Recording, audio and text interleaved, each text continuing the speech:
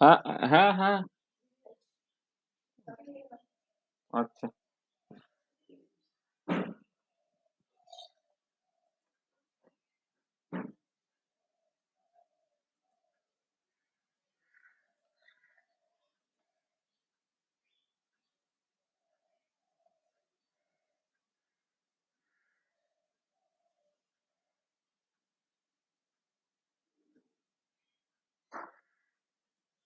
Screen দেখা যাচ্ছে? হ্যাঁ স্যার। ঠিক। চল আমরা শুরু করি। হ্যাঁ? আমরা ওই হয়তো একদিনে ঘন্টা ২ পড়ালে হয়ে যেত। কিন্তু আমাদের পরীক্ষা-টরীক্ষা আছে বলে আজকে আমরা ১ ঘন্টা পড়াবো।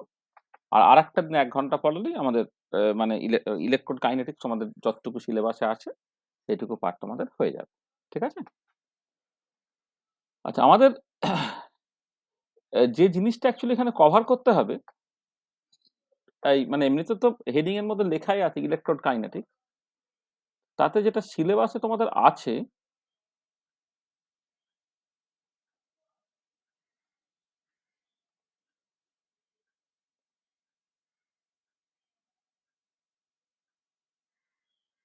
হুম, তাতে তোমাদের হচ্ছে নাস্ট ইকুয়েশন আছে,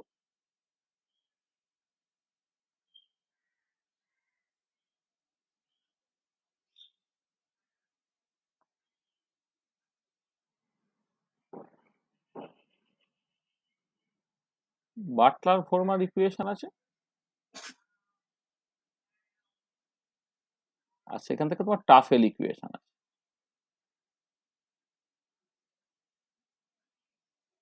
এটা তাহলে আমাদের এই ইন্ট্রোডাক্টরি কথাবার্তাগুলো বলে নেওয়ার পরে আমাদের এই ৩ টে ইকুয়েশন মূলত করতে হবে আরকি। তাহলে আজকে আমরা নাস্ট ইকুয়েশন পার্টটাকে করে নেব।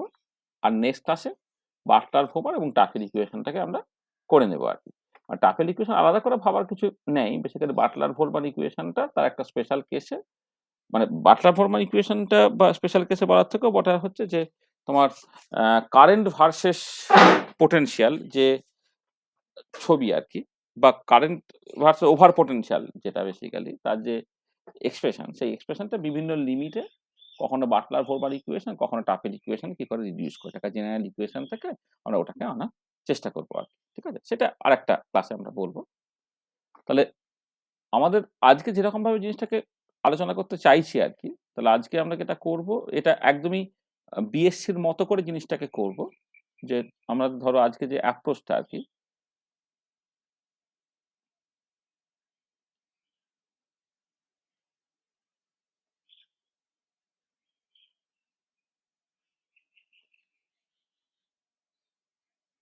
'want to discuss today'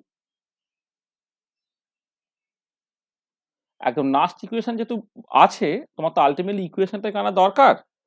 নাস্ট ইকুয়েশনটা একটুখানি অন্য রকমভাবে আনা যায় ইলেকট্রোকাইনেটিক্স এর কনটেক্সট এ আরকি। কিন্তু যেহেতু নাস্ট ইকুয়েশন থেকে যে ইএমএফ এর এক্সপ্রেশন পাওয়া যায় সেটা বেসিক্যালি যেহেতু ইকুইলিব্রিয়াম এক্সপ্রেশন তাহলে এটাকে just kinetic point of view থেকে না ভেবে থার্মোডাইনামিক পয়েন্ট অফ ভিউ থেকেও কিন্তু অ্যাকচুয়ালি করা যাবে। সেইজন্য নাস্ট ইকুয়েশনটার জন্য আমি আলাদা করে একটা বিশাল ব্যাকগ্রাউন্ড তৈরি করব ইত্যাদি, ইত্যাদি নয়। বিএসসি তে তোমরা যেমন করে নাস্ট ইকুয়েশন পড়েছো, এখানে ঠিক তেমন করেই নাস্ট ইকুয়েশন আমরা স্টার্ট করব। ঠিক আছে? কিন্তু বাটলার ফোমার বা টাফেল ইকুয়েশনটা কিন্তু ইকুইলিব্রিয়াম নয়, এটা যে নন ইকুইলিব্রিয়াম সিচুয়েশন সেইটাকে আমাদের একটুখানি অন্য কনটেক্সট এ একটু ভালো করে মানে একটু কঠিন করে দেখতে হবে আরকি যেটা তোমরা বিএসসি লেভেলে দেখোনি। ঠিক আছে?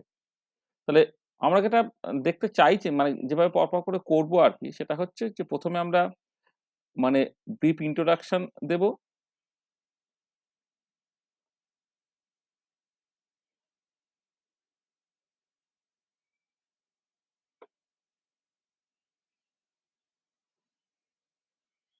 ইলেক্ট্রোকেমিস্ট্রি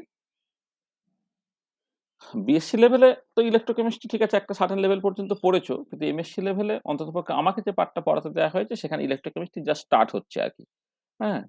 সেটা সেখানে a brief introduction to electrochemistry সেখানে তোমার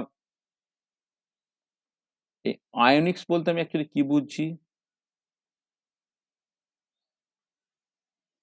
ইলেকট্রোডিক্স বলতে আমি কি বুঝছি, এইগুলাকে আয়নিক্স, ইলেকট্রোডিক্স এইগুলো একটুখানি বুঝতে হবে।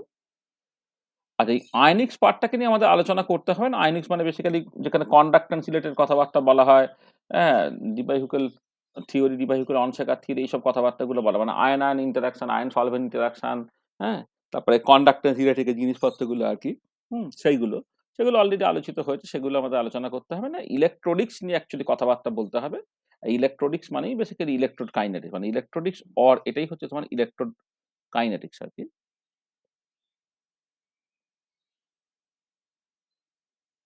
কাইনেটিক্স আমাদের অ্যাকচুয়ালি এই পার্টটা সিলেবাসে আছে। এইটা।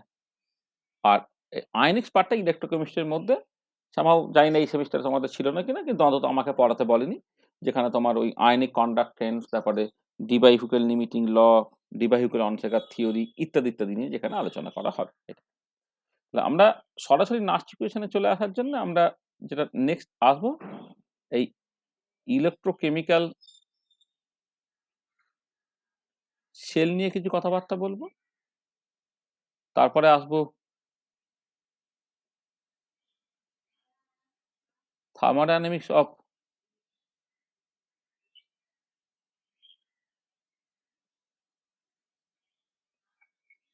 Reversible galvanic cell, thermodynamics of reversible galvanic cell সেটায় আসবো।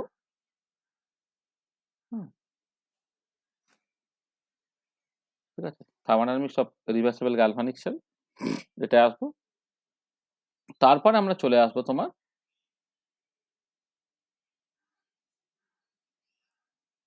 নাস্ট ইকুয়েশনে। এটা নাস্ট ইকুয়েশনে চলে আসবো। সেখান থেকে ইএমএফ এর এক্সপ্রেশন পাওয়া যাবে আরকি। নাস্ট ইকুয়েশন। আর এখান থেকে তোমার condition of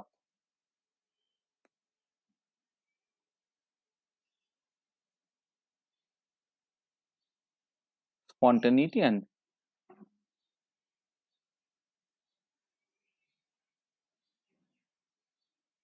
স্পন্টানিটি equilibrium of a process. তারপর আমরা spontaneity and equilibrium of a process সেইটাতে আসবো। ঠিক আছে? দেখো, তাহলে ১ম এ এই ইলেক্ট্রোকেমিস্ট্রি থেকে দুটো ইম্পোর্টেন্ট পার্ট আছে সেটা একটুখানি বলে নেওয়া যাক। দেখো, ইলেকট্রোকেমিস্ট্রির দুটো পার্টে পড়া হয়। একটা হচ্ছে আয়নিক্স, একটা হচ্ছে ইলেকট্রোনিক্স। আসলে তোমার যদি স্ট্যান্ডার্ড যে ইলেকট্রোকেমিস্ট্রির বই, সেটা আমাদের সময় তো বকটেস রেড্ডিটাকে ভালো করে পড়ানো হতো। তারপরে আমি বার্ড অ্যান্ড ফকনারের বইটাও দেখেছি। এটাও ভীষণ মানে ভীষণ ভালো বই। তোমাদের এই পার্টিকুলার জায়গাটা খুব ভালো আছে হচ্ছে বার্ড এবং আ আ ফকনারের ইলেকট্রোকেমিক্যাল মেথডস বলে যে বইটা আরকি। হ্যাঁ? সেই বার্ড অ্যান্ড ফকনারের বইটা কিন্তু খুব ভালো। আর এমনি বকটেস রেড্ডির বইও খুব ভালো। বকটেস রেড্ডির বইয়ে ৩ টে ভলিউম আছে তোমরা দেখবে। তোমার ভলিউম 1 আছে, ভলিউম 2 এ আছে, ভলিউম 2 বি আছে। এই ৩ টে মিলে ওভারঅল ইলেকট্রোকেমিস্ট্রির পুরো ব্যাপারটা খুব ডিটেইলে আছে। হুম? মানে অতটা ডিটেইলে তো আর ইলেকট্রোকেমিস্ট্রি আজকাল পড়ানো হয় না।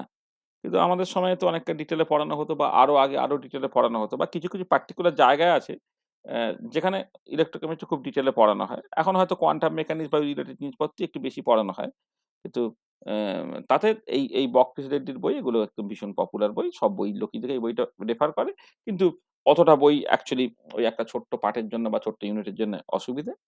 হ্যাঁ? তোমাকে এখান থেকে খুঁজে পেতে পড়তে হবে আরকি। টোটাল জিনিসটা পড়া সম্ভব না। সব মিলিয়ে ইলেকট্রোকেমিস্ট্রি তো অনেকটাই আছে। কিন্তু স্ট্রং ইলেক্ট্রোলাইটের যে বিভিন্ন প্রপার্টি ইত্যাদি, ইত্যাদি আরকি। কিন্তু ওই খুঁজে পেতে তোমাকে পড়তে হবে। পুরো বইটা লাইন ধরে, ধরে তুমি পড়বে সেরকম না। এটা একটা রেফারেন্স বই। এটা ঠিক টেক্সট বই না যে লাইন ধরে, ধরে তুমি সবটাকে পড়ে ফেলতে পারবে।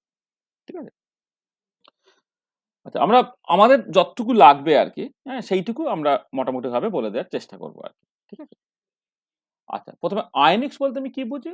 আয়নিক্স is concern with ions in solution and in the liquid arising from melting solids composed of ions. মানে তুমি কোন একটা ধরো ইলেক্ট্রোলাইটস, তার aqueous সলিউশন নিয়েছো বা কোন একটা সলভেন্টের সলিউশন নিয়েছো, অথবা সেই ইলেক্ট্রোলাইটকে তুমি ফিউজড কন্ডিশনে নিয়েছো। তাহলে ফিউজড ইলেক্ট্রোলাইট বা কোন একটা ইলেক্ট্রোলাইট, তার যে সলিউশন সেখানে যে আয়নস আছে সেইটা নিয়ে যা ডিসকাশন, সেটাই বেসিক্যালি আয়নিক্স এর মধ্যে পড়ে।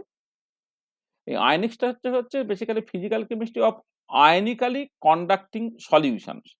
সেখানে যে জিনিসগুলো মূলত আলোচনা করা হয়, আয়ন সলভেন্ট ইন্টারেকশন নিয়ে আলোচনা করা হয়। আয়ন ইন্টারাকশন নিয়ে আলোচনা করা হয়। এই যে ion solvent interaction, ion interaction এগুলো তুমি ডিবাইহুকের অনসাকার থিওরির মধ্যে পাবে। আয়ন ট্রান্সপোর্ট ইন সলিউশন যেটা কন্ডাক্টেন্স আমরা বলি আরকি, যেখানে ionic mobility, ionic conductance, equivalent conductor, molar conductor, specific conductance, তারপরে হচ্ছে কন্ডাক্টেন্স, তারপরে তোমার ট্রান্সপোর্ট নাম্বার ইত্যাদি নিয়ে আলোচনা করা হবে। আর আয়নিক লিকুইডস সেটাও তোমার এই আয়নিক্স এর মধ্যে পড়ছে। এটা আমাদের এই সেমিস্টারে যতটুকু কেমিক্যাল কাইনেটিক্স এ পড়তে বলা হয়েছে তার সঙ্গে এইটার কোনো সম্পর্ক নেই বা রিলেশন নেই। ঠিক আছে? আচ্ছা, আমাদের অ্যাকচুয়ালি যেটা পড়তে হবে সেটা হচ্ছে তো ইলেকট্রোডিক্স। এই ইলেকট্রোডিক্সটাই হচ্ছে তোমার ইলেকট্রোড কাইনেটিক্স আরকি। মানে যেটা ইলেকট্রোডিক্স সেটা হচ্ছে ইলেকট্রোড কাইনেটিক্স। মানে ইলেকট্রোড কাইনেটিক্স অর ইলেকট্রোডিক্স।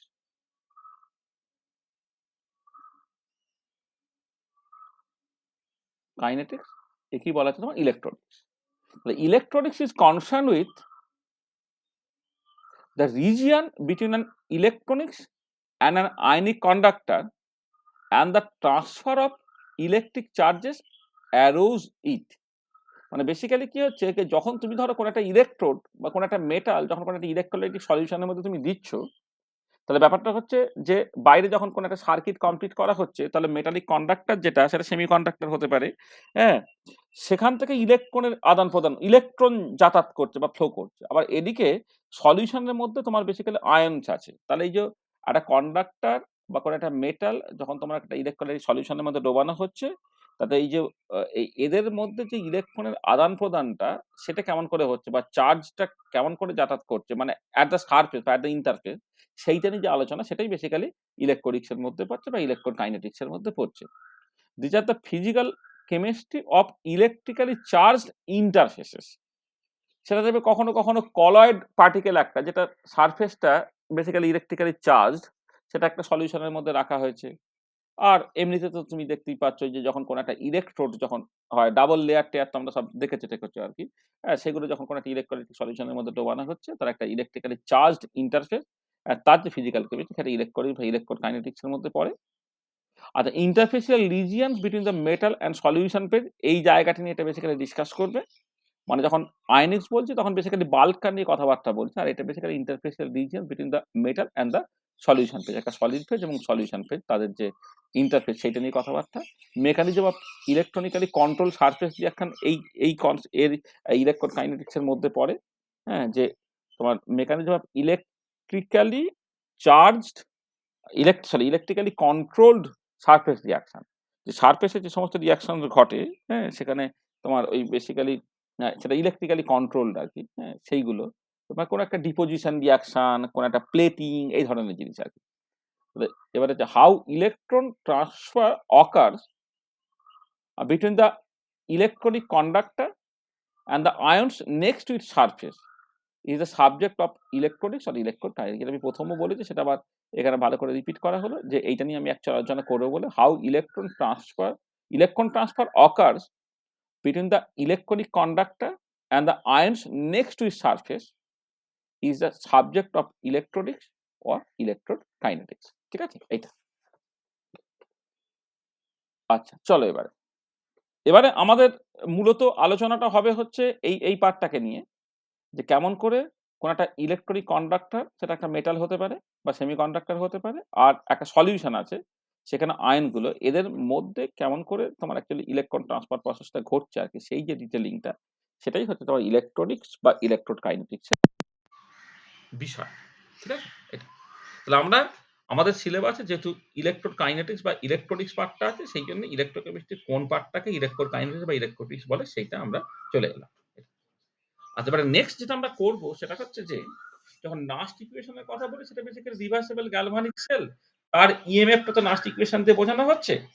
তো সেই জন্য আমরা এটাকে কেমিক্যাল কাইনেটিক্সে ওই যে ইলেকট্রোড কাইনেটিক্স বলছি, কাইনেটিক্স পার্টটাকে না রেখে ইকুইলিব্রিয়ামটাকে থার্মোডাইনামিক্স দিয়ে ইন্টারপ্রেট করতে পারা যায়। কারণ এই নাস্ট ইকুয়েশন থেকে যে ইএমএফ এর এক্সপ্রেশনটা পাবো সেইটা বেসিক্যালি হচ্ছে তোমার ইকুইলিব্রিয়াম ইএমএফ, আর ইকুইলিব্রিয়াম ভ্যালু থেকে ডেভিয়েশনটাকে বলা হচ্ছে পোলারাইজেশন।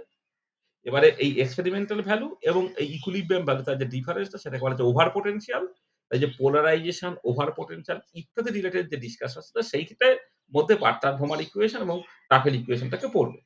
তাহলে আমরা ওই ইকুইলিব্রিয়াম ভ্যালু থেকে ডেভিয়েশনের জায়গাটায় পরে যাবো। আগে ইকুইলিব্রিয়াম ভ্যালুটা কি হবে? অর্থাৎ নাস্টিসিয়ান ভ্যালু যেটা বা নাস্ট ইকুয়েশন থেকে যে ভ্যালু যেটা হবে বা এক্সপ্রেশন যেটা হবে সেইটাকে নিয়ে আগে আলোচনা করে নিই। দেখো, প্রথমে যেটা হচ্ছে মানে যেহেতু রিভার্সিবল গ্যালভানিক সেল তার ইএমএফটা নাস্ট ইকুয়েশন থেকে বোঝানো হয় সেই জন্য আমরা এই ইলেকট্রোকেমিক্যাল সেল একটু বুঝে নিই। ইলেকট্রোকেমিক্যাল সেল হচ্ছে an electrical device or electrical energy আর কেমিক্যাল এনার্জি আর ইন্টার কনভার্টেড। মানে একটা ইলেকট্রিক্যাল ডিভাইস যেখানে ইলেকট্রিক্যাল এনার্জি এবং কেমিক্যাল এনার্জি ইন্টার কনভার্টেড হচ্ছে সেটাই বেসিক্যালি ইলেকট্রোকেমিক্যাল সেল। আর ইলেকট্রোকেমিক্যাল সেলকে মেজর দুটো ক্যাটাগরিতে ভাগ করা যায়। একটা হচ্ছে গ্যালভানিক সেল আর একটা হচ্ছে তোমার ইলেকট্রোলাইটিক সেল।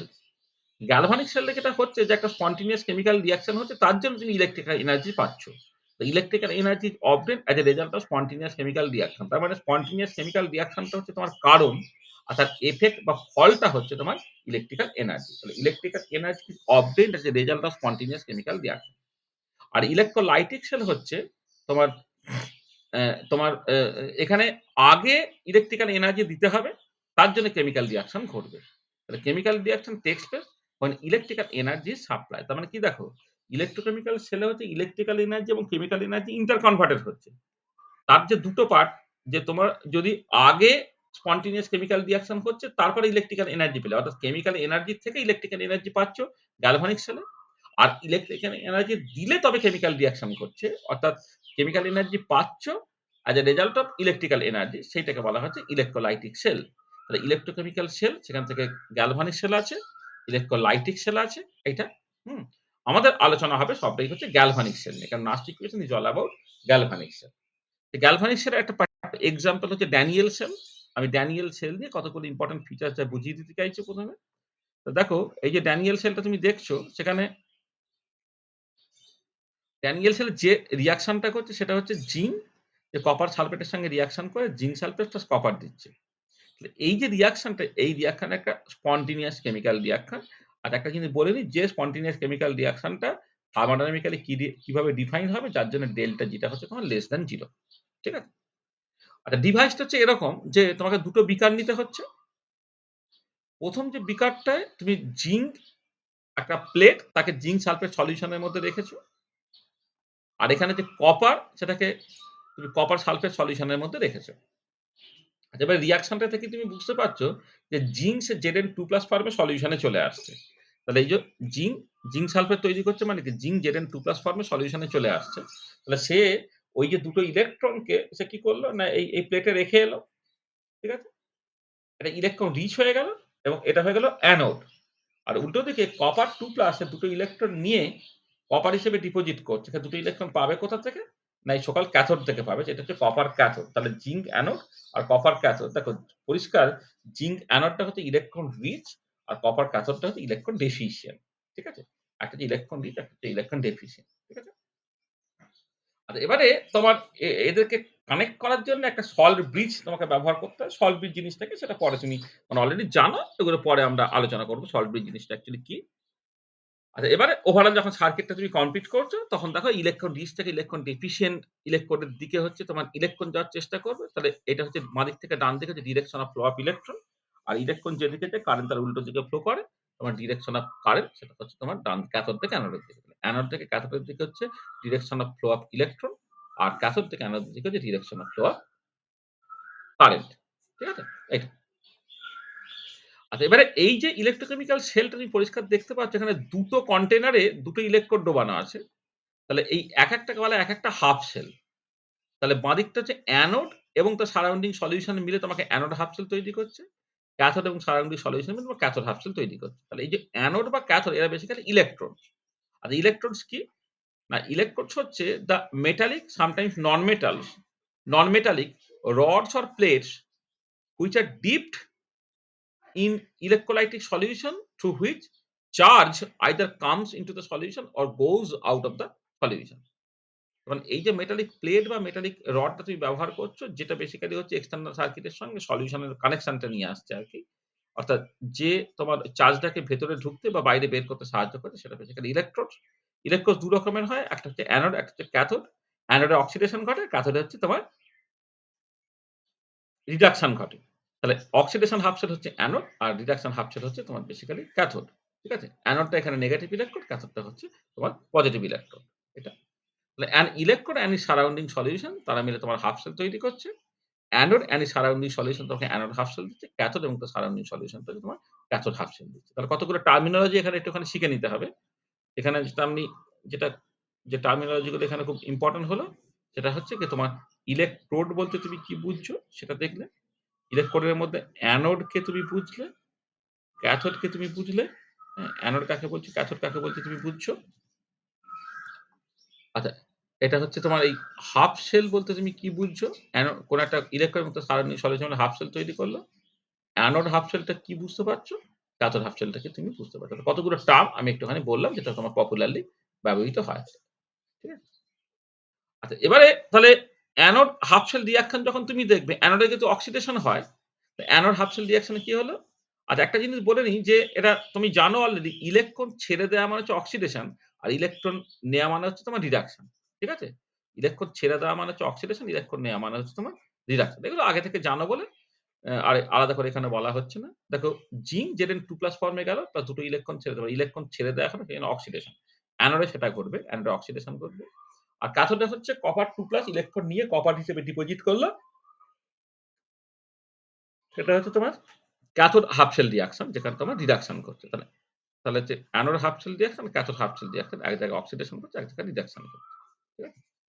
আচ্ছা, এবারে তোমার একটা স্পন্টেনিয়াস কেমিক্যাল রিঅ্যাকশন। এই স্পন্টেনিয়াস কেমিক্যাল রিঅ্যাকশন যখন তুমি দেখছো, এই দুটো তোমার একসাথে যোগ করতে হচ্ছে। মানে অ্যানোড হাফ শেল এবং ক্যাথোড হাফ শেল রিঅ্যাকশন যোগ করে ওভারঅল রিঅ্যাকশনটা পাবে। আচ্ছা, এর ক্ষেত্রে জিঙ্ক প্লাস কপার 2+ এটা যুক্ত হয়ে তোমার কপার প্লাস Zn2+ তৈরি করল। এবারে যেহেতু একটা আয়ন তাকে নিউট্রালাইজ করার জন্যে তোমার একটা অন্য আয়ন লাগবে আরকি। এখানে সালফেট আয়নটা সে তার রোলটা প্লে করছে। এখানে সালফেটটা আসবে, সেখানে তোমার স্পেকট্রেটর আয়ন। তা জিঙ্ক প্লাস কপার সালফেট থেকে কপার প্লাস জিঙ্ক সালফেট তৈরি হয়েছে। ঠিক আছে? এটা। তাহলে অবশ্যই এই ওভারঅল রিঅ্যাকশন এর ক্ষেত্রে ডেল্টা জিটা নেগেটিভ। মানে ইন্ডিভিজুয়াল রিঅ্যাকশন এর ক্ষেত্রে ডেল্টা জি কি হবে জানার দরকার নেই। মানে ইউজুয়ালি তো দুটোর ক্ষেত্রে আলাদা, আলাদা করে স্পন্টেনিয়াস হয়। ওভারঅল জিনিসটা স্পন্টেনিয়াস হয়। কিন্তু কখনো কিন্তু সেটা নাও হয়। কিন্তু ওভারঅল যেটা যোগ করার পরে কিন্তু যেটা হবে, হ্যাঁ? সেটার ক্ষেত্রে ডেল্টা জিটা নেগেটিভ হবে, কারণ প্রসেসটা কন্টিনিউয়াসলি ঘটছে। ঠিক আছে? আচ্ছা, এবারে যেটা কথা যে এই যে এই যে রিঅ্যাকশনটা ঘটলো জিঙ্ক প্লাস কপার সালফেট থেকে কপার প্লাস জিঙ্ক সালফেট, এটা তো স্পন্টেনিয়াস কেমিক্যাল রিঅ্যাকশন। মানে আগে রিঅ্যাকশনটা ঘটছে, তার জন্য তুমি ইলেকট্রিক্যাল এনার্জিটা পাচ্ছ। এবারে কেউ যদি জোর করে উল্টো দিকে কিছুটা পরিমাণ কারেন্ট পাঠায়, তাহলে না রিভার্স রিঅ্যাকশনটা ঘটতে পারে। মানে if an infinitesimal current is forcefully passed from anode to cathode, then the reverse reaction takes place. যেখানে কি হবে? কপার জিঙ্ক সালফেটের সঙ্গে রিঅ্যাকশন করে জিঙ্ক প্লাস কপার সালফেট তৈরি করবে। মানে আগে যেখানে জিঙ্ক কপার সালফেট থেকে কপারকে রিপ্লেস করত, এখন কপার জিঙ্ক সালফেট থেকে জিঙ্ককে রিপ্লেস করছে।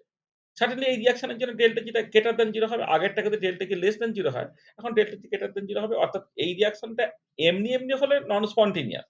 অর্থাৎ এটা ঘটতে চাইবে না। কিন্তু আমি উল্টো ডিরেকশনে ফোর্সফুলি যেটা কারেন্ট পাঠাচ্ছি বলে এই রিঅ্যাকশনটা করতে বাধ্য হচ্ছে। যাই হোক না কেন, উল্টো ডিরেকশনে কারেন্ট পাঠিয়ে যদি রিভার্স রিঅ্যাকশনটা ঘটানো যায়, তখন তাকে বলা হবে হচ্ছে রিভার্সিবল গ্যালভানিক সেল। ঠিক আছে? তাহলে this is a reversible galvanic cell. দেখো, এই রিভার্সিবল যখনই বললাম, তাহলে তার পাল্টা ইরিভার্সিবল গ্যালভানিক সেল একটা থাকবে। ইরিভার্সিবল গ্যালভানিক সেলে যেটা হবে, রিভার্স ডিরেকশনে কিছুটা কারেন্ট পাঠিয়ে তুমি রিভার্স রিঅ্যাকশনটা ঘটাতে পারবে না। তার কিছু অসুবিধা আছে। অসুবিধাটা কি? যেমন একটা এক্সাম্পল দেখলে তুমি বুঝতে পারবে। তো জিঙ্ক সালফিউরিক অ্যাসিডের সঙ্গে রিঅ্যাকশন করে হাইড্রোজেন তৈরি করে। এটা তোমরা জানো। ক্লাস 8 থেকে আমরা এই রিঅ্যাকশন পড়ে আসছো যে হাইড্রোজেন প্রিপারেশন এর যে reaction, zinc plus sulphuric acid থেকে জিঙ্ক সালফেটটা হাইড্রোজেন। ঠিক আছে? আচ্ছা, এবারে এখানে কি হলো? রিঅ্যাকশন মিক্সার থেকে তো হাইড্রোজেন চলে গেল। রিঅ্যাকশন মিক্সার থেকে হাইড্রোজেন চলে গেছে, তাহলে রিভার্স রিঅ্যাকশনে তুমি যদি কিছুটা পরিমাণ কারেন্ট পাঠাও, রিভার্স রিঅ্যাকশনটা ঘটার কোনো সম্ভাবনা নেই। কারণ হাইড্রোজেন রিঅ্যাকশন মিক্সার থেকে চলে গেছে। তাহলে এই ধরনের রিঅ্যাকশন হয়ে যাবে তোমার ইরিভার্সিবল গ্যালভানিক সেল। ঠিক আছে? তাহলে রিভার্সিবল গ্যালভানিক সেলে হচ্ছে উল্টো ডিরেকশনে কিছুটা পরিমাণ কারেন্ট পাঠিয়ে তুমি রিভার্স রিঅ্যাকশন ঘটাতে পারো। আর ইরিভার্সিবল গ্যালভানিক সেলে কিন্তু উল্টো ডিরেকশন থেকে কারেন্ট পাঠিয়ে তুমি রিভার্স রিঅ্যাকশনটা ঘটাতে পারছো না।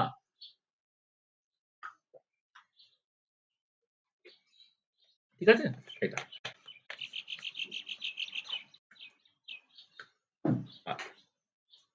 তাহলে এবারে দেখো, তাহলে আমাদের যা কিছু আলোচনা সবটা হচ্ছে রিভার্সিবল গ্যালভানিক সেল ও থার্মোডাইনামিক নিয়ে। আমরা নেক্সট যেটা করব সেটা হচ্ছে thermodynamics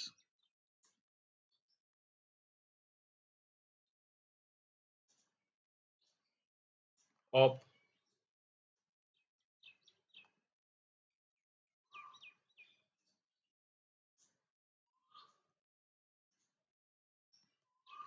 reversible galvanic cell. Thermodynamics of reversible galvanic cell. ঠিক আছে? আচ্ছা, এই যে ইকুয়েশনটা লেখা হচ্ছে মানে সেটা ভীষণ ইম্পর্টেন্ট যে for reversible galvanic cell decrease in Gibbs energy is equal to the maximum electrical work done by the system. যখন গিবস এনার্জি থার্মোডায়নামিক্স তো আমরা পড়েছি তার ফিজিক্যাল ইন্টারপ্রিটেশনটা কি মানে physical significance of Gibbs energy সেটা বেসিক্যালি ছিল এরকম যে তোমার মানে decrease in Gibbs energy is a measure of maximum non PV বা non mechanical work. decrease in Gibbs energy is a measure of maximum non PV or non mechanical work। ঠিক আছে? এটা তাহলে তোমার এক্ষেত্রে ইলেকট্রিক্যাল ওয়ার্ক যেটা বা electrical energy যেটা সেটা সাধারণত নন পিভি ওয়ার্ক এবং ম্যাক্সিমামটা পেতে গেলে সেটা অবশ্যই রিভার্সেবল প্রসেস হতে হবে। মানে work done by the system সেটা ম্যাক্সিমাম হয় কখন? যখন প্রসেসটা রিভার্সেবল প্রসেস। এইটা এই যে ইকুয়েশনটাকে লেখা হয়েছে সেটা শুধুমাত্র রিভার্সেবল গালভানিক সেলের ক্ষেত্রেই সত্যি। ডিক্রিজ ইন গিবস এনার্জি সেটা হচ্ছে ইলেকট্রিক্যাল ওয়ার্কের সঙ্গে সমান। ইলেকট্রিক্যাল ওয়ার্কটা কি দিয়ে ঠিক করতে হয়? ইলেকট্রিক্যাল ওয়ার্কের চার্জের সঙ্গে তোমার ইলেকট্রিক ফিল্ড গুণ করলে তোমার ইলেকট্রিক্যাল ওয়ার্কটা পাওয়া যায়। তাহলে Q ইনটু E। আচ্ছা দেখো, এবারে এই যে চার্জটা কি লিখবো তুমি? চার্জটা হচ্ছে যে যদি তোমার number of gram equivalent of reaction taking place সেটা বেসিক্যালি চেঞ্জ ইন ইলেকট্রনের সঙ্গে সমান, তাকে 1 ফ্যারাডে দিয়ে গুণ করলে তুমি পাবে হচ্ছে তোমার ওই তোমার চার্জের পরিমাণটা পাবে। আচ্ছা, এক সেকেন্ড। কি রে? আমাকে একটু ধর তো।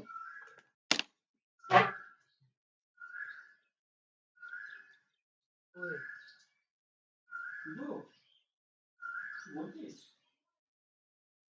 না, মা তো আমি পড়াচ্ছি, হ্যাঁ? উঠে পড়, উঠে পড়, উঠে পড়। হ্যাঁ, যেটা বলছিলাম যে দেখো এই মানে এনটা হচ্ছে যে কতগুলো ইলেকট্রনের চেঞ্জ হয়েছে যেটা বেসিক্যালি কত গাম ইকুইভ্যালেন্ট রিঅ্যাকশনস হচ্ছে, আর এফটা হচ্ছে ফ্যারাডে। আচ্ছা, ফ্যারাডে হচ্ছে তোমার 1 মোল ইলেকট্রনের চার্জটা বেসিক্যালি 1 ফ্যারাডে। সেটা ভ্যালুটা অ্যাপ্রক্সিমেটলি ৯৬,৫০০ কুলম্ব পার মোল হয়। এবারে ওটা অ্যাকচুয়াল ভ্যালুটা ৯৬,৪৮৭ এরকম তোমার ৯৬,৪৮৯ মনে হয়।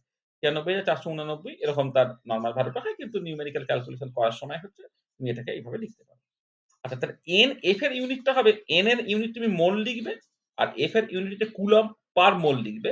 তাহলে মোল ইনভার্স কেটে গিয়ে কুলম্ব হবে যেটা বেসিক্যালি চার্জের ইউনিট। তাহলে চার্জটাকে এন ইনটু এফ যদি তুমি লিখে দাও তাহলে ডেল্টা জিটা হয়ে গেল মাইনাস এন এফ ই। এই যে ইকুয়েশনটা, this equation is the fundamental equation of a reversible galvanic cell. যখন রিভার্সিবল গ্যালভানিক সেলে থার্মোডায়নামিক্স করবে, নাস্ট ইকুয়েশন করবে, যে ফান্ডামেন্টাল ইকুয়েশনটা সেটা হচ্ছে তোমার delta G equal to minus N F E. এটাকে বলা হচ্ছে ইলেকট্রোমোটিভ ফোর্স অর ইএমএফ বলা হবে। তার এসআই ইউনিট অফ ই হচ্ছে ভোল্ট। ঠিক আছে? এসআই ইউনিট অফ ই সেটা বেসিক্যালি ভোল্ট, আর এন ইনটু এফ সেটা বেসিক্যালি চার্জ, যেটা অ্যাকচুয়ালি তোমার কুলম্ব। কুলম্ব ইনটু ভোল্ট মিলে তোমার জুল হবে, আর গিবস এনার্জি তোমার সার্টেনলি জুল। ঠিক আছে? মানে এটা এক লাইন লিখে দিই যেহেতু লেখা আছে। হুম, তোমার এসআই ইউনিট অফ ডেল্টা জি যেটা সেটা বেসিক্যালি জুল। জুলটা বেসিক্যালি তোমার কুলম্বকে ভোল্টের সঙ্গে গুণ করলে তোমার বেসিক্যালি হ্যাঁ এটা হবে। আচ্ছা, আর এবারে এইখান থেকে আরেকটুখানি জিনিস করে দিই, সেটা হচ্ছে যে তুমি যদি ডেল্টা জি থেকে ডেল্টা এস এবং ডেল্টা এইচ এর এক্সপ্রেশন বের করতে চাও, তো তুমি কিভাবে এগোবে? দেখো, আমরা ফান্ডামেন্টাল ইকুয়েশন অফ থার্মোডায়নামিক্স থেকে জানি dG equal to minus SdT plus VdP. এটা তোমাদের জানা আছে, dG equal to minus SdT plus VdP. একটা ফাইনাইট চেঞ্জের জন্য জি এর জায়গায় ডেল্টা জি লিখবো, এস এর জায়গায় ডেল্টা এস লিখবো, ভি এর জায়গায় ডেল্টা ভি লিখবো। এবারে তুমি যদি মানে কনস্ট্যান্ট প্রেসারে ডি ডেল্টা জি বাই ডিডিটাকে করো, অর্থাৎ ডেল্টা জি বাই ডেল্টা টেট কনস্ট্যান্ট পিটা করো, সেটা মাইনাস এস হয়ে যাচ্ছে, মাইনাস ডেল্টা এস হয়ে যাচ্ছে। তাহলে দেখো তাহলে চেঞ্জ ইন এনট্রপি এই প্রসেসের জন্য একটা রিভার্সিবল গ্যালভানিক সেলে যে রিঅ্যাকশনটা ঘটছে তার জন্য চেঞ্জ ইন এনট্রপি ডেল্টা এসটা হচ্ছে minus delta G by delta T এর কনস্ট্যান্ট পি। তাহলে এবারে তুমি জাস্ট ডেল্টা জি এর জায়গায় মাইনাস এন এফ ই বসিয়ে দাও। তাহলে বসালে কি হচ্ছে n F del E by delta এর কনস্ট্যান্ট পি। তাহলে এইটা হচ্ছে তোমার চেঞ্জ ইন এনট্রপি হয়ে গেল। এটা হচ্ছে change in entropy.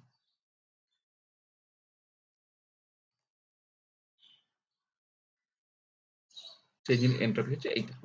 NF del E by delta এর constant P. Del E by delta এর কনস্ট্যান্ট পিটাকে এবারে টেম্পারেচার কোএফিসিয়েন্ট অফ ইএমএফ তার এসআই ইউনিট হচ্ছে ভোল্ট পার কেলভিন। আচ্ছা এবারে চেঞ্জ ইন এনথালপি যদি তুমি ক্যালকুলেট করতে চাও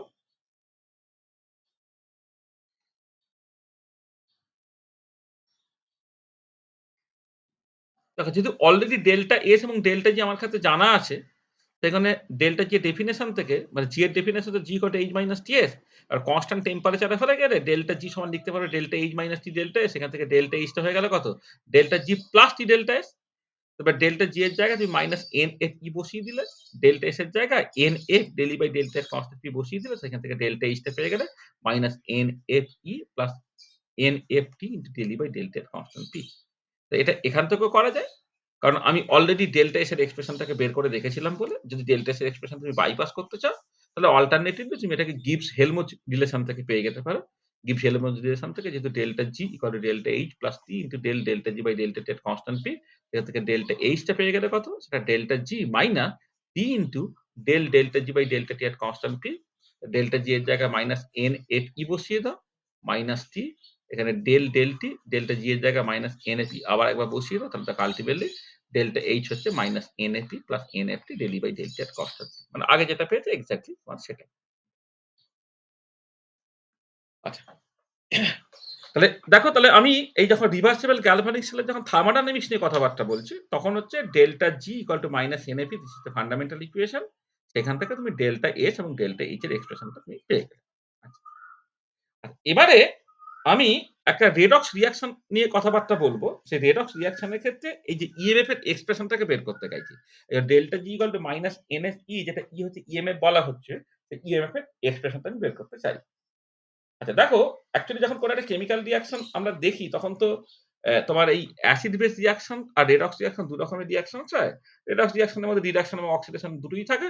রিডাকশন মানে হচ্ছে ইলেকট্রন তোমার নেওয়া আর অক্সিডেশন মানে হচ্ছে ইলেকট্রন ছেড়ে দেওয়া। আমাদের কিন্তু টোটাল আলোচনাটা হচ্ছে এই পরের পার্টটাকে নিয়ে। এই যে অ্যাসিড বেস রিঅ্যাকশন যেটা অ্যাসিড বেস রিঅ্যাকশন নিয়ে আমরা অ্যাকচুয়ালি আলোচনা করব না। এটা হচ্ছে মানে এটা হচ্ছে আমাদের যে মানে যে জায়গাগুলো নিয়ে আলোচনা করি তার সঙ্গে এটা হচ্ছে কানেক্টেড নয়। মানে এটা হচ্ছে not related to not directly connected to Nast equation.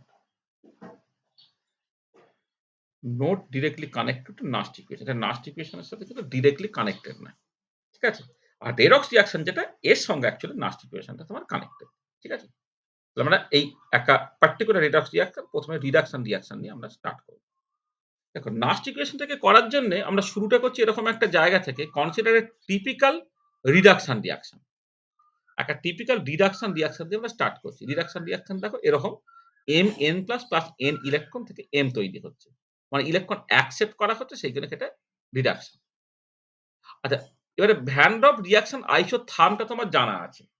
Van dwarf reaction isotherm যেটা কেমিক্যাল ইকুইলিব্রিয়াম যখন পড়ো তখন তোমরা দেখেছো যে কোন একটা রিঅ্যাকশনের জন্য চেঞ্জ ইন গিভস যে ডেল্টা জিটা হচ্ছে স্ট্যান্ডার্ড ক্ষেত্রে গিভস এনার্জি প্লাস RT ln এই উপরে থাকবে হচ্ছে প্রোডাক্টটা নিচে থাকবে তোমার রিঅ্যাক্ট্যান্টটা তাদের অ্যাক্টিভিটি। এবার delta G delta G zero plus RT ln activity of product by activity of reactant এটা। তাহলে AM by AM n plus. আচ্ছা এবারে ডেল্টা জি জিরোটা হচ্ছে গিভস energy of the reaction at standard state. Standard ক্ষেত্রে গিভস এনার্জি চেঞ্জ হচ্ছে delta G zero this is the function of temperature only. ঠিক আছে? এটা শুধুমাত্র টেম্পারেচারের ফাংশন। আচ্ছা এবারে দেখো ডেল্টা জি তো মাইনাস NFE তার ডেল্টা জি এর জায়গায় মাইনাস NFE লিখলাম। তা ডেল্টা জি জিরো এর জায়গায় লিখবো মাইনাস NFE0 তাহলে ইটা হচ্ছে জাস্ট ইএমএফ আর E0 টাকে বলবো স্ট্যান্ডার্ড ইএমএফ। ঠিক আছে? Plus RT ln activity of M by activity of n plus যেমন আছে আমি রাখছি। এবারে মাইনাস n এর দিয়ে দুদিকে ভাগ করে দাও। তাহলে বাঁ দিকটা দাঁড়াচ্ছে কত? E equal to E0 minus RT/NF ln AM/AM plus এটা হয়ে যাচ্ছে। এটাকে যদি তুমি প্লাস করে দাও তাহলে এই লগ এর ভেতরের টার্মটা উল্টে গেল। তাহলে E0 প্লাস RT/NF ln থেকে লগ করলে 2.303 ইন্টু log 10 বেস হলো। এটাকে উল্টে দিলাম কারণ মাইনাসটাকে প্লাস করে দিয়েছি বলে। activity of mn plus by activity of m। তাহলে দেখো এটাকে তুমি লিখতে পারছো E equal to E0 plus 2.303 RT/NF log 10 base. এইটা হচ্ছে অক্সিডাইজড ফর্ম যেখানে ইলেকট্রন ঘাটতি থাকে এটা অক্সিডাইজড ফর্ম, যেখানে ইলেকট্রন রিচ থাকে সেটা ইলেকট্রন ডেফিশিয়েন্ট মানে ইলেকট্রন ডেফিশিয়েন্টটা হচ্ছে অক্সিডাইজড ফর্ম যেখানে ইলেকট্রন রিচ হচ্ছে তোমার রিডিউসিং ফর্ম। দেখো এইখানে তুমি পরিষ্কার বুঝতে পারবে Mn প্লাস ইলেকট্রন নিতে পারলো কারণ Mn প্লাস ইলেকট্রনের ঘাটতি আছে সেখানে এটা হচ্ছে অক্সিডাইজড ফর্ম। আর এখানে M তার ইলেকট্রন বেশি আছে কারণ ইলেকট্রন সে নিয়ে ফেলেছে সেখানে সেটা হচ্ছে রিডিউস ফর্ম। তাহলে E equal to E0 plus 2.303 RT/NF log 10 base activity of oxidized form by activity of reduced form। আচ্ছা এইটা অ্যাকচুয়ালি নাস্ট ইকুয়েশন। তাহলে এই যেটা হলো এটা বেসিক্যালি নাস্ট ইকুয়েশন যেখানে এখানে কতগুলো কথা বলার আছে। মানে দুটো ইম্পোর্টেন্ট পয়েন্ট অ্যাকচুয়ালি বলার। একটা হচ্ছে যে আমি এটাকে আরেকটু পপুলার ফর্মে লিখতে পারবো যাতে নিউমেরিক্যাল প্রবলেম করতে তোমার সুবিধা হচ্ছে। মানে আর যেহেতু কনস্ট্যান্ট, এফ যেহেতু কনস্ট্যান্ট তাদের ভ্যালু ট্যালু বসিয়ে দিয়ে আরেকটু পার্টিটু করার চেষ্টা করব। আর এখানে যে রিঅ্যাকশনটা আমি কনসিডার করছি রিডাকশন কনসিডার করছি। রিডাকশন কনসিডার করলে যে ইএমএফ গুলো হবে সেটা যথাক্রমে রিডাকশন পোটেনশিয়াল বা স্ট্যান্ডার্ড রিডাকশন পোটেনশিয়াল হবে। আমি সেগুলো আসছি এটা। এর অক্সিডেশন রিঅ্যাকশনের ক্ষেত্রে একই টাইপের একটা রিঅ্যাকশন আমি লিখতে পারবো। মানে পরে নাস্ট ইকুয়েশন ডিক্লারেশনটা আমি অনেকটা পরে করছি। আচ্ছা দেখো যেটা আমি বলছিলাম যে একটু পপুলার ফর্মে জিনিসটাকে করার জন্য পপুলার মানে কনভিনিয়েন্ট ফর্মে করার জন্য আমি কি করলাম ওই ইকুয়েশনে না 298 কেলভিন গুণ করে 298 কেলভিন ভাগ করে দিলাম। তাহলে 298 কেলভিন গুণ করে দিলে এই যে পার্টটা হচ্ছে 2.303 R into 298 kelvin by F এটা বেসিক্যালি একটা কনস্ট্যান্ট।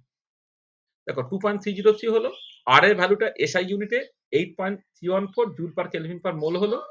এটা 298 কেলভিন হলো আর নিচে F এর ভ্যালু অ্যাপ্রক্সিমেটলি 96,500 কুলম্ব পার মোল হলো।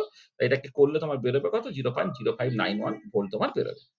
তখন দেখো ইটাকে লিখতে পারবে E0 প্লাস 0.0591 বাই এনটা যেমন আছে এনটা এখানে just change in electron represent করবে ইনটু টি বাই 298 কেলভিন যেটা আছে রয়ে গেল log 10 base activity for the oxidised form by activity of এইটা হচ্ছে তোমার আরো convenient form.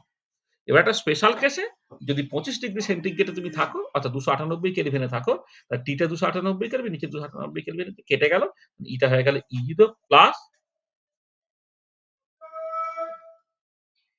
E0 plus 0.0591 by n log 10 base activity for the oxidized form by activity of reduced form। এটা হচ্ছে 25 ডিগ্রি সেন্টিগ্রেড। আর অ্যাকচুয়ালি এইটা হচ্ছে তোমার actually নাস্ট ইকুয়েশনের এক্সপ্রেশন, হ্যাঁ? যাতে তোমার ওই মানে ওই আর এর ভ্যালু তারপরে এফ এর ভ্যালু সেগুলো আলাদা করে বসানোর দরকার নেই। সেই ভ্যালুগুলো তোমার বসানো আছে। তো এইটা হচ্ছে মানে একটা কনভিনিয়েন্ট ফর্ম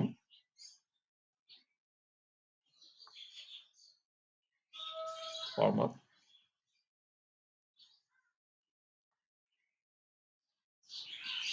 নাস্ট ইকুয়েশন। আচ্ছা দেখো যেহেতু এইখানে যে ইএমএফ গুলো আমি লিখলাম বা স্ট্যান্ডার্ড ইএমএফ গুলো লিখলাম সেটা যেহেতু রিডাকশন রিঅ্যাকশনের জন্য করেছি সেখানে ইটা হবে রিডাকশন পোটেনশিয়াল আর E0 টাকে বলা হবে স্ট্যান্ডার্ড রিডাকশন পোটেনশিয়াল। মানে যেহেতু আমি যে রিঅ্যাকশনটাকে কনসিডার করেছি সেটা হচ্ছে রিডাকশন রিঅ্যাকশন সেখানে এখানে যে ই বা E0 টাকে ব্যবহার করা হচ্ছে সেটা বেসিক্যালি রিডাকশন পোটেনশিয়াল এবং স্ট্যান্ডার্ড রিডাকশন পোটেনশিয়াল। এটা আচ্ছা এবারে তার মানে কি শুধুমাত্র রিডাকশন রিঅ্যাকশনের ক্ষেত্রে নাস্ট ইকুয়েশন হয়? অক্সিডেশন রিঅ্যাকশনের ক্ষেত্রে কি হয় না? উত্তর হচ্ছে হ্যাঁ, সার্টেনলি হয়। অক্সিডেশন রিঅ্যাকশন এর ক্ষেত্রেও তোমার নাস্ট ইকুয়েশনটা হবে। তাহলে এবারে আমি একটা টিপিক্যাল এই অক্সিডেশন রিঅ্যাকশন কনসিডার করছি। অক্সিডেশন মানে কি ইলেকট্রন ছেড়ে দেওয়া। রিডাকশন এর জাস্ট অপোজিট। তাহলে এখানে কি হবে n সে বেসিক্যালি ইলেকট্রন ছেড়ে দিয়ে Mn প্লাস n ইলেকট্রন তৈরি করবে। তাহলে এর ক্ষেত্রে এখন ভ্যান ডার রিঅ্যাকশন আইসোথার্মটা তুমি লিখবে তখন আমি গিবস এনার্জিটাকে একটুখানি সিম্বল দিচ্ছি প্রাইম দিচ্ছি। এই গিবস এনার্জির চেঞ্জটা ডেল্টা জি প্রাইমটা হচ্ছে কত? Delta G0 prime plus RT ln activity for the product of the activity of Mn plus by activity of the reactant that is activity of M এটা। আর এবারে যেহেতু এই রিঅ্যাকশনটা অক্সিডেশন রিঅ্যাকশন তাহলে যখন আমি ডেল্টা জি কে মাইনাস এন এফ ই বলবো আগেরটা ক্ষেত্রে নরমালি ই বলে দিয়েছিলাম পরে আমি বলেছিলাম ওইটা বেসিক্যালি রিডাকশন পোটেনশিয়াল বা ডেল্টা জিরোটাকে মাইনাস এন এফ ই ই0 লিখে দিয়েছিলাম সেই ই0টা ছিল স্ট্যান্ডার্ড রিডাকশন পোটেনশিয়াল। এক্ষেত্রে ঠিক একই রকম ভাবে যেহেতু এটা অক্সিডেশন রিঅ্যাকশন ডেল্টা জিটাকে যখন তুমি বা ডেল্টা জি প্রাইমটাকে যখন মাইনাস NFE লিখবে, এটা হবে অক্সিডেশন পোটেনশিয়াল অর্থাৎ minus NFE oxidation. Delta G0 প্রাইমটা হচ্ছে মাইনাস NFE0 অক্সিডেশন এইটা। এখানে এইটা হচ্ছে তোমার অক্সিডেশন পোটেনশিয়াল আর E0 অক্সটা হচ্ছে স্ট্যান্ডার্ড অক্সিডেশন পোটেনশিয়াল এইটা plus RT ln activity for the oxidised form বা activity for the reduced form যেমন আছে। তাহলে এবারে মাইনাস NF দিয়ে তুমি ভাগ করে দাও। তাহলে কি হচ্ছে এটা? এটা হচ্ছে তোমার E মানে এই যে NF দিয়ে ভাগ করলে E oxidation equal to E0 oxidation minus RT by NF ln activity of the oxidised form by activity of the reduced form. এটা হলো। আর এটা যদি আমাদের পপুলার ফর্মে তুমি নিয়ে যাও তাহলে E অক্সিডেশনটা হচ্ছে E0 oxidation minus 0.0591 by N into T by 298 kelvin log 10 base activity of the oxidised form by activity of the reduced form. এটা হলো। আচ্ছা দেখো, তুমি যখন রিডাকশন পোটেনশিয়াল এর ফর্মে করছো তখন এখানে প্লাস সাইন আছে। আর যখন অক্সিডেশন পোটেনশিয়াল এর ফর্মে করছো এখানে তোমার মাইনাস সাইন হয়ে গেছে। আচ্ছা এবার এই দুটো এক্সপ্রেশন তোমাকে আলাদা করে মনে রাখার দরকার নেই। দুটো অ্যাকচুয়ালি একই জায়গায় রিডিউস করে যাবে কেমন করে দেখো। যে দেখো এই যে রিঅ্যাকশনটা আমি লিখেছি টিপিক্যাল অক্সিডেশন রিঅ্যাকশনটা আর এর আগে যে টিপিক্যাল রিডাকশন রিঅ্যাকশনটাকে লিখেছো দেখো জাস্ট একে অপরের জাস্ট রিভার্স রিঅ্যাকশন। এবারে তুমি জানো গিবস এনার্জি হচ্ছে স্টেট প্রপার্টি। গিবস এর কিন্তু স্টেট প্রপার্টি সেখানে ফরওয়ার্ড রিঅ্যাকশনের ক্ষেত্রে গিবস এনার্জির চেঞ্জটা ব্যাকওয়ার্ড রিঅ্যাকশনের ক্ষেত্রে গিবস এনার্জির চেঞ্জ তার সঙ্গে সমান বাট অপোজিট ইন সাইন হবে। এখানে ডেল্টা জি প্রাইমটা হচ্ছে মাইনাস অফ ডেল্টা জি হলো এটা। ডেল্টা জি প্রাইমটা হচ্ছে মাইনাস অফ ডেল্টা জি। এবারে এবারে তোমার আগের রিঅ্যাকশনের ক্ষেত্রে রিডাকশন রিঅ্যাকশনের ক্ষেত্রে ওটা গিবস এনার্জির চেঞ্জটা ডেল্টা জি ছিল। আর এই অক্সিডেশন রিঅ্যাকশনের ক্ষেত্রে ডেল্টা জি প্রাইম লেখা হয়েছে। তার ডেল্টা জি প্রাইমটাকে তুমি লিখতে পারো মাইনাস NFE অক্সিডেশন লিখতে পারলে। আর ডেল্টা জি থেকে লিখতে পারলে মাইনাস NFE রিডাকশন। তো দেখো কেটে কুটে গিয়ে অক্সিডেশন পোটেনশিয়ালটা হচ্ছে negative of the reduction potential করছে। তার মানে অক্সিডেশন পোটেনশিয়াল, রিডাকশন পোটেনশিয়াল তারা বেসিক্যালি নিউমেরিক্যালি সমান but opposite in sign. Similarly standard স্টেটে যদি তুমি দেখো স্ট্যান্ডার্ড অক্সিডেশন পোটেনশিয়ালটা স্ট্যান্ডার্ড রিডাকশন পোটেনশিয়াল সমান বাট অপোজিট ইন সাইন। তাহলে এবারে যদি আমি E অক্সিডেশন এর জায়গায় মাইনাস E রিডাকশন আর E0 অক্সিডেশন এর জায়গায় মাইনাস E0 রিডাকশনটাকে বসিয়ে দিই তাহলে দেখো আল্টিমেটলি কিন্তু ওই একই ইকুয়েশনে তুমি পৌঁছে গেলে E reduction equal to E0 reduction plus 0.0591 by N T by 298 kelvin log 10 base activity for the oxidised form by activity of the reduced form. আচ্ছা এবারে তার মানে কি দাঁড়াচ্ছে যে তোমার রিঅ্যাকশনটা যাই হোক না কেন, it may be oxidation reaction, it may be reduction reaction, but you can always express the Nast equation as E equal to E0 plus 0.0591 by N T by 298 Kelvin log 10 by activity for the oxidized form by activity of the reduced form। অর্থাৎ এই মাঝের সাইনটাকে যদি plus দাও তাহলে log এর ভেতরে উপরে oxidised form নিচে তোমার রিডিউস ফর্ম থাকবে। যেখানে কিন্তু ইটা হচ্ছে রিডাকশন পোটেনশিয়াল আর E0 টা হচ্ছে স্ট্যান্ডার্ড রিডাকশন পোটেনশিয়াল। ঠিক আছে? এটা হচ্ছে রিডাকশন পোটেনশিয়াল আর E0 টা হচ্ছে স্ট্যান্ডার্ড রিডাকশন পোটেনশিয়াল। নতুন আইপ্যাক কনভেনশনে না তোমার অক্সিডেশন পোটেনশিয়াল টার্মটা ব্যবহৃতই হয় না। সবসময় তোমাকে রিডাকশন পোটেনশিয়াল টার্মটাই অ্যাকচুয়ালি ব্যবহার করতে হয়। মানে মানে in modern convention modern I-PAC convention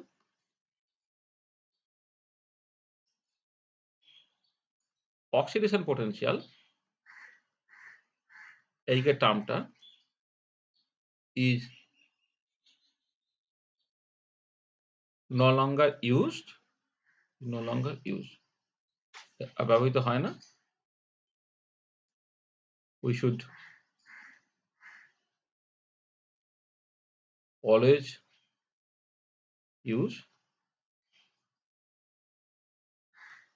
a reduction potential and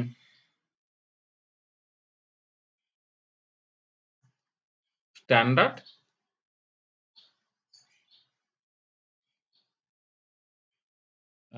reduction potential। তা সবসময় রিডাকশন পোটেনশিয়াল বা স্ট্যান্ডার্ড রিডাকশন পোটেনশিয়াল দিয়ে তুমি সবকিছু ভাববে। অক্সিডেশন পোটেনশিয়াল বা স্ট্যান্ডার্ড অক্সিডেশন পোটেনশিয়াল দিয়ে তোমাকে আর কিছু করতে হবে না। আর নাস্ট ইকুয়েশনটা যখন আমি এইভাবে লিখছি এই যে এখানে প্লাস সাইন দিচ্ছি আর লগ 10 বেস উপরে অক্সিডাইজ ফর্ম নিচে রিডিউস ফর্ম বলছি তখন সাডেনলি আমি এটাকে কিন্তু রিডাকশন পোটেনশিয়াল নিয়েই ভাবছি। মানে এটা হচ্ছে রিডাকশন পোটেনশিয়াল, এটা হচ্ছে স্ট্যান্ডার্ড রিডাকশন পোটেনশিয়াল। তাহলে এই হচ্ছে তোমার অ্যাকচুয়ালি মানে নাস্ট ইকুয়েশনটা তুমি চলে এলে মানে যে কোনো ক্ষেত্রে নাস্ট ইকুয়েশনটা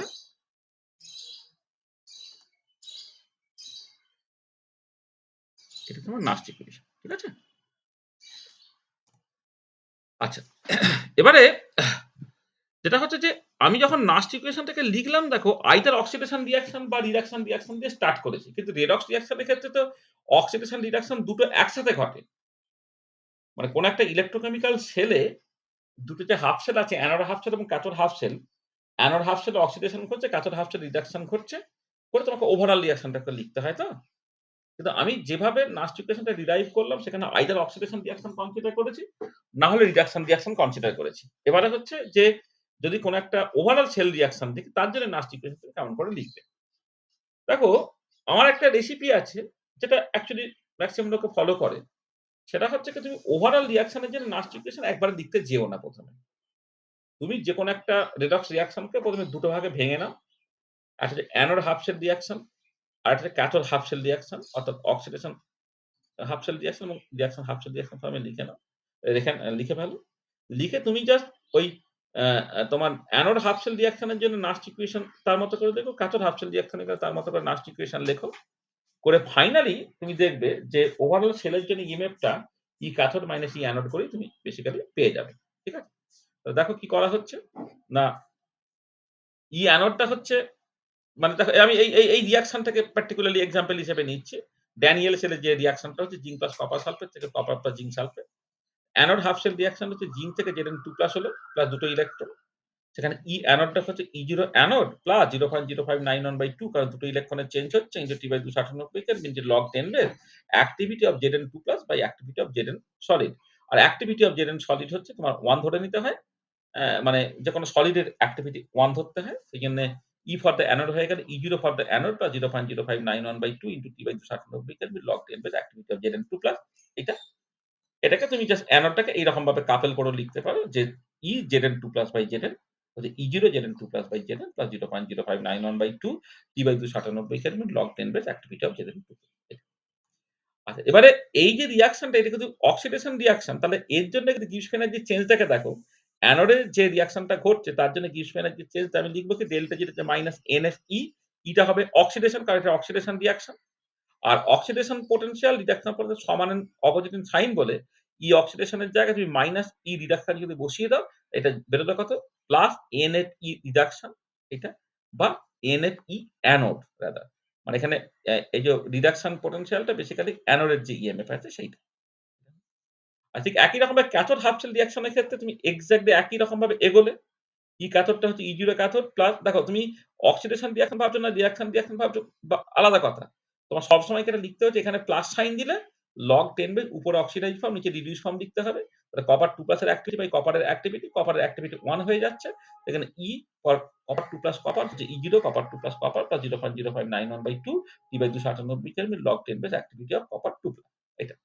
তাহলে এবার ওভারঅল এর জন্য ডেল্টা জি টা কত হবে? ডেল্টা জি ক্যাথোডটা হচ্ছে মাইনাস NFE ক্যাথোড। এটা। তাহলে অ্যানোডের জন্য ডেল্টা জি টা হচ্ছে প্লাস NFE অ্যানোড আর ক্যাথোডের জন্য ডেল্টা জি টা হচ্ছে minus NFE cathode. Overall reaction কে এই দুটোকে যোগ করে দিলে তাহলে ওভারঅল রিঅ্যাকশন এখানে ডেল্টা জি যখন তুমি দেখবে তখন কি হবে? ওভারঅল রিঅ্যাকশন এ ডেল্টা জি টা হচ্ছে delta G anode plus delta G cathode. কারণ তুমি জানো ওটা তোমার ওই extensive property plus test property মানে এক্সটেনসিভ প্রপার্টি তুমি ভাবতে পারো যে দুটো স্টেপের আ আ এর যোগফলটা তোমার এর সঙ্গে সমান হবে। তোমার মানে মানে ওভারঅল রিঅ্যাকশন এর জন্য গিবস এনার্জি চেঞ্জটা হচ্ছে ইন্ডিভিজুয়াল স্টেপ গুলোর জন্য গিবস এনার্জি তার যোগফল হয়ে যাবে। তো ডেল্টা জি শেলটা হয়ে গেল delta G anode plus delta G cathode. আচ্ছা ডেল্টা জি শেলটা যদি মাইনাস NFE শেল লেখো, ডেল্টা জি অ্যানোড আমি অলরেডি লিখে এসেছি NFE অ্যানোড আর ডেল্টা জি ক্যাথোড হচ্ছে মাইনাস NFE ক্যাথোড তাহলে মাইনাস NF কমন নিয়ে নিলে ই ক্যাথোড মাইনাস ই অ্যানোড দুদিক থেকে মাইনাস NF বাদ দিয়ে দাও। ক্লিয়ারলি দেখো ই ফর দ্য শেল মানে ইএমএফ অফ দ্য শেল হচ্ছে ই ক্যাথোড মাইনাস ই অ্যানোড বা E0 ফর দ্য শেল সেটা E0 cathode minus E0 anode. তার মানে কি দাঁড়াচ্ছে যে তোমাকে ইন্ডিভিজুয়াল মানে তোমাকে ওভারঅল রিঅ্যাকশন এর জন্য নাস্ট ইকুয়েশন লেখার দরকার নেই। তুমি যেটা করছো যে ওই রিঅ্যাকশনটাকে দুটো হাফ শেল রিঅ্যাকশনে ভেঙে নাও। অ্যানোড হাফ শেলের জন্য নাস্ট ইকুয়েশন লেখো, ক্যাথোড হাফ শেলের জন্য নাস্ট ইকুয়েশন লেখো। Overall EMF of the cell যখন তোমাকে বের করতে হবে, E cathode minus E anode করে দাও। করে যেটা ইকুয়েশনটা দাম সেটাই বেসিক্যালি তোমার ওভারঅল রেডক্স রিঅ্যাকশনটার জন্য নাস্ট ইকুয়েশন। আচ্ছা এখানে একটা জিনিস দেখো যে তোমার আ যখন কোন একটা স্পন্টেনিয়াস কেমিক্যাল রিঅ্যাকশন ঘটবে তার জন্য ডেল্টা জিটা নেগেটিভ আর ডেল্টা জি যেহেতু minus N F E cell বললাম, ই সেলটা হচ্ছে পজিটিভ। তার মানে যদি কোনো একটা ইলেকট্রোকেমিক্যাল সেলে ডেল্টা জিটা নেগেটিভ হয় অর্থাৎ ই সেলটা পজিটিভ হয় তখন প্রসেসটা spontaneous. EMF of the cell যদি নেগেটিভ হয়ে যায় তাহলে তার রিভার্স রিঅ্যাকশনটা স্পন্টেনিয়াস। আর ইএমএফ সেল যখন 0 হয়ে যাবে তখন ডেল্টা জিটা 0 হয়ে যাবে। তখন ইকুইলিব্রিয়ামটা এস্টাবলিশড হবে। অর্থাৎ ইএমএফ অফ দ্য সেল তা দিয়ে তুমি আ স্পন্টেনিটি বা ইকুইলিব্রিয়াম বা রিভার্স প্রসেসটা কখন স্পন্টেনিয়াসলি ঘটবে সেটা তুমি এখান থেকে প্রেডিক্ট করতে পারছো। এটা। আচ্ছা এবারে দেখো তাহলে যখন তুমি একটা সেল কনস্ট্রাক্ট করবে ঠিকঠাক করে, তাহলে প্রপার কনস্ট্রাকশন অফ সেলের জন্য তোমাকে যেটা করতে হবে যে সবসময় রাইট হ্যান্ড ইলেকট্রোডটাকে তুমি ডান দিকে রাখবে, লেফট হ্যান্ড ইলেকট্রোডটাকে বাঁ দিকে রাখবে। মানে আমি বলছি যে মানে রাইট হ্যান্ড মানে সবসময় তো রাইট মানে ক্যাথোডটাকে তুমি রাইট হ্যান্ড ইলেকট্রোড হিসেবে লিখবে, অ্যানোডটাকে তুমি লেফট হ্যান্ড ইলেকট্রোড হিসেবে লিখবে যাতে করে ইএমএফ অফ দ্য সেল তুমি রাইট মাইনাস লেফট হিসেবে লিখতে পারো। তাহলে যেটা ইম্পোর্টেন্ট যে যেহেতু রিভার্সিবল গ্যালভানিক সেলে স্পন্টেনিয়াস কেমিক্যাল রিঅ্যাকশনস হয় তাহলে ডেল্টা জি নেগেটিভ হবে মানে ই সেলটা অবশ্যই পজিটিভ হবে। এবার ই সেলটা যেহেতু ই ক্যাথোড মাইনাস ই অ্যানোড সেজন্য ই ক্যাথোডটা গ্রেটার দেন ই অ্যানোড হবে। তার মানে এটা ব্যাপার যে for proper cell construction half cell with higher EMF value বা E0 ভ্যালু উইল বি মানে হায়ার ই ভ্যালু মানে EMF value not the standard EMF value will be the cathode. তো দ্য ক্যাথোড হাফ শেল তাকেই নেব যার experimental কন্ডিশনে ইএমএফটা হচ্ছে তোমার বেশি। ঠিক আছে? This is important. আর এখান থেকে আমি equilibrium constant in terms of EMF বের করে দিই। আমরা জানি ডেল্টা জি0 টা হচ্ছে মাইনাস এনএফ ই0 আবার কে ইকুইলিব্রিয়ামটা হচ্ছে E to the power minus delta G zero by RT. তো সেখান থেকে ডেল্টা জি0 টা হচ্ছে মাইনাস আরটি এর কে ইকুইলিব্রিয়াম। ডেল্টা জি0 এর জায়গায় মাইনাস এনএফ ই0 বসিয়ে দাও। মাইনাস এনএফ ই0 হচ্ছে মাইনাস আরটি এর কে ইকুইলিব্রিয়াম সেখান থেকে ই0 হয়ে যাচ্ছে আরটি বাই এনএফ এর কে ইকুইলিব্রিয়াম। এবার তুমি আগের মতো করে 298 কেলভিন গুণ করে 298 কেলভিন যদি ভাগ করে দাও ই0 হচ্ছে 2.303 মানে এই যে ln থেকে লগ করছো বলে into r into 298 kelvin by f into 1 by n into t by 298 kelvin আর এই পুরো জিনিসটা গুণ করলে বেরিয়ে যাবে 0.0591 বাই n তারপর t বাই 298 কেলভিন যেমন আছে লগ 10 বেস কে ইকুয়াল। তার মানে স্ট্যান্ডার্ড ইএমএফ বা স্ট্যান্ডার্ড রিডাকশন পোটেনশিয়াল তার সঙ্গে হচ্ছে ইকুইলিব্রিয়াম কনস্ট্যান্টের সম্পর্কটা হচ্ছে এইটা। স্ট্যান্ডার্ড রিডাকশন পোটেনশিয়ালের সঙ্গে ইকুইলিব্রিয়াম কনস্ট্যান্টের কানেকশনটা হচ্ছে তোমার বেসিক্যালি এইটা। ঠিক আছে? তো এই হচ্ছে তোমার আরেকটা জিনিস একটুখানি বলা হোক। যে দেখো মানে আর একটা পেজ জাস্ট বলবো। সেটা হচ্ছে যে তোমার যে দেখো এই যখন mn প্লাস n ইলেকট্রন থেকে m করছো অর্থাৎ রিডাকশন কনসিডার করছো। তো এই রিঅ্যাকশনটা স্পন্টেনিয়াসলি কখন ঘটবে? কারণ এই রিঅ্যাকশনটা স্পন্টেনিয়াসলি ঘটবে যখন এই রিঅ্যাকশনের জন্য ডেল্টা জি টা নেগেটিভ।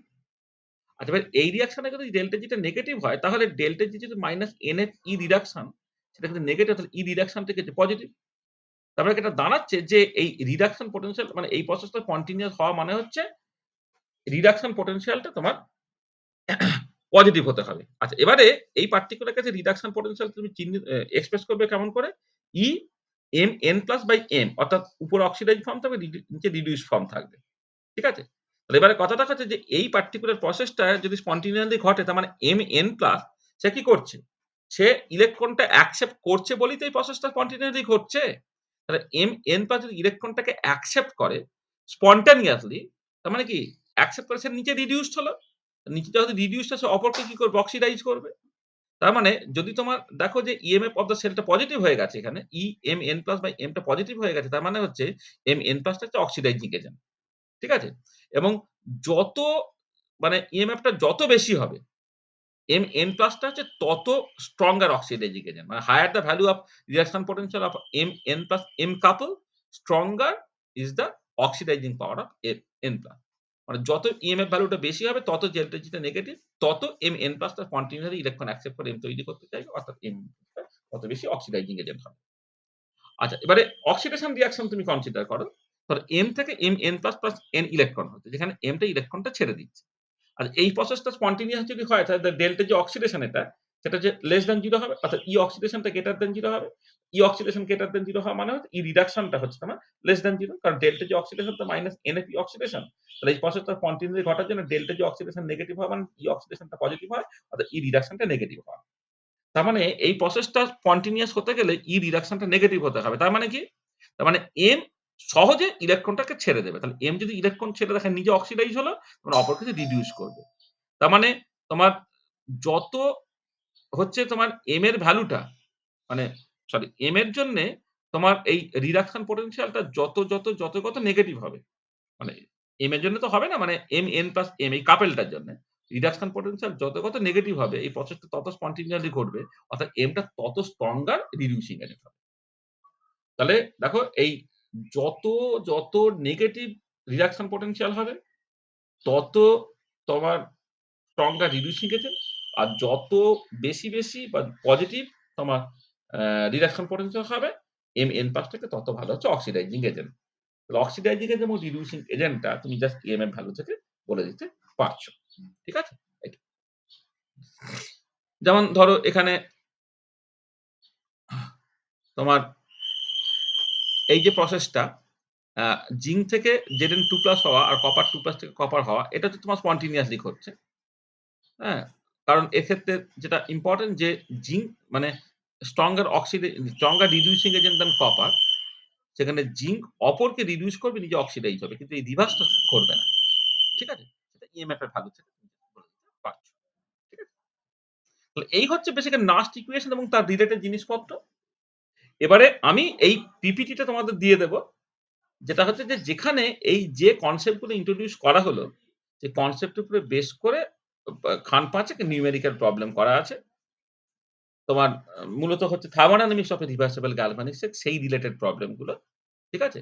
তো এই একটা পার্টিকুলার মানে প্রবলেম ৫ টা মানে প্রবলেম দেওয়া আছে। প্রবলেম এই একটা, এই ২ নম্বর প্রবলেম, ৩ নম্বর প্রবলেম, ৪ নম্বর প্রবলেম, ৪ টে প্রবলেম দেওয়া আছে। এই ৪ টে প্রবলেম তোমরা একটুখানি বাড়িতে করবে। যেটা যেখানে নাস্ট ইকুয়েশন এবং সেই রিলেটেড জিনিসপত্র আছে। মানে thermodynamics of a reversible galvanics cell এবং সেখান থেকে যে নাস্ট ইকুয়েশন সেই রিলেটেড জাস্ট কয়েকটা প্রবলেম দেওয়া আছে। সেই প্রবলেম গুলো তুমি একটুখানি বাড়িতে করে নেবে। তাহলে আজকে আমরা এখানে শেষ করব। তাহলে নেক্সট ক্লাসে আমাদের যেটা বাকি রয়েছে, একটা ক্লাসে হয়ে যাবে আমাদের। দেখো আমি যেটা করলাম সেটা কি? না সেটা হচ্ছে যখন ইকুইলিব্রিয়াম এ এসে গেছে, দেখো এই যে আমরা যে ইকুইলিব্রিয়াম থার্মোডায়নামিক্স টা এখানে ব্যবহার করেছি তো? তাহলে ইকুইলিব্রিয়াম থার্মোডায়নামিক্স ব্যবহার করেছি মানে বেসিক্যালি হচ্ছে কোথাও একটা ইকুইলিব্রিয়াম এস্টাবলিশড হয়ে যাচ্ছে এবং সেখান থেকে যে ইএমএফ টা পাচ্ছি, মানে নাস্ট ইকুয়েশন থেকে যে ইএমএফ টা পাচ্ছি সেটা ইকুইলিব্রিয়াম ভ্যালু অফ ইএমএফ। কিন্তু আনফরচুনেটলি যখন কোন একটা সারফেসে রিঅ্যাকশন ঘটে তখন কিন্তু এই বিভিন্ন কারণে মানে চার্জ ট্রান্সফার হতে পারে, মাস ট্রান্সফার হতে পারে, কেমিক্যাল রিঅ্যাকশন হতে পারে, ডিপোজিশন হতে পারে ইত্যাদির জন্যে দেখা যায় যে এক্সপেরিমেন্টাল কন্ডিশনে ইএমএফ টা এই যে ইকুইলিব্রিয়াম ভ্যালু থেকে যে ইএমএফ টা পাচ্ছ তার সঙ্গে সমান হচ্ছে না। একটা ডিফারেন্স থাকছে। তাহলে এই যে ডেভিয়েশনটাকে বলা হবে পোলারাইজেশন। আর experimental minus from Nernst equation বা ইকুইলিব্রিয়াম এই যে ডিফারেন্সটা বলে ওভার পোটেনশিয়াল। হ্যাঁ? তাহলে আমরা নেক্সট ক্লাসে এই পোলারাইজেশন, ওভার পোটেনশিয়াল ইত্যাদি কথা বলে ওভার পোটেনশিয়াল ভার্সেস কারেন্ট তার ছবি এঁকে তার যে গ্রাফিক্যাল রিপ্রেজেন্টেশন সেটা কোন কন্ডিশনে বাটলার-ভৌমার ইকুয়েশনে চলে এলে সেইগুলোকে নিয়ে আলোচনা করতে হবে। তাহলে নেক্সট ক্লাসে আমরা যেটা আলোচনা করব সেটা হচ্ছে deviation from the equilibrium value of EMF, এইটা সেখান থেকে তোমার পোলারাইজেশন, সেখান থেকে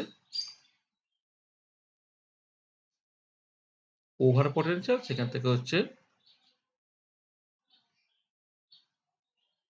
over potential versus current plot, এটা যাব।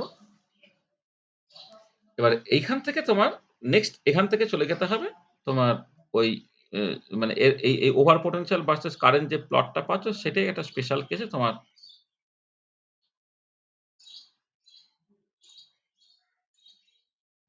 বাটলার-ভৌমার ইকুয়েশন দিয়ে দেবে এবং ওটাই একটা স্পেশাল কেসে হচ্ছে তোমার ট্রাভেল ইকুয়েশন দিয়ে দেবে। এটা হচ্ছে আমাদের নেক্সট ক্লাসে পড়লে তোমাদের সিলেবাসে যেটা আছে সেই সিলেবাসের পার্টটা হচ্ছে শেষ হয়ে যাবে। আমরা এখানে রাখছি। End of lecture. আচ্ছা, এন্ড অফ লেকচার জাস্ট এইটুকুই বলে দিচ্ছি। এন্ড অফ লেকচার কত আর বলতে হচ্ছে না। এটা হচ্ছে ইলেকট্রোকাইনেটিক্স এর পার্ট 1 বেসিক্যালি। ইলেকট্রোকাইনেটিক্স পার্ট 1, হ্যাঁ? ইলেকট্রোকাইনেটিক্স পার্ট 1। ঠিক আছে? তাহলে বলো কারো যদি কিছু অসুবিধা থাকে তো বলো।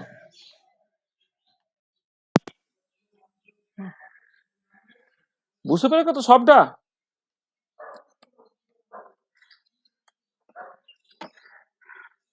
ঠিক আছে? হ্যাঁ স্যার। এটা সহজই ছিল, কোনো অসুবিধা নেই। তোমরা একটুখানি করে নেবে ঠিকঠাক করে। হ্যাঁ, তৈরি করে নেবে এগুলো। খুব অল্প জিনিস আছে। আর একটা ক্লাস হলে তোমাদের সিলেবাসে যেটা আছে সেটা হয়ে যাবে। তোমরা সমমঙ্গল পরীক্ষাটা দিয়ে নাও, সামনের সপ্তাহে আরেকটা ক্লাস নিয়ে নেবে। হ্যাঁ, সমমঙ্গল পরে যে কোনো আগে পিছু করে একটা ক্লাসের মধ্যে এটাকে করে নেবে। ঠিক আছে? আচ্ছা, তাহলে ঠিক আছে। হুম, রেখে দিলাম। হ্যাঁ, ঠিক আছে, রেখে দিচ্ছি।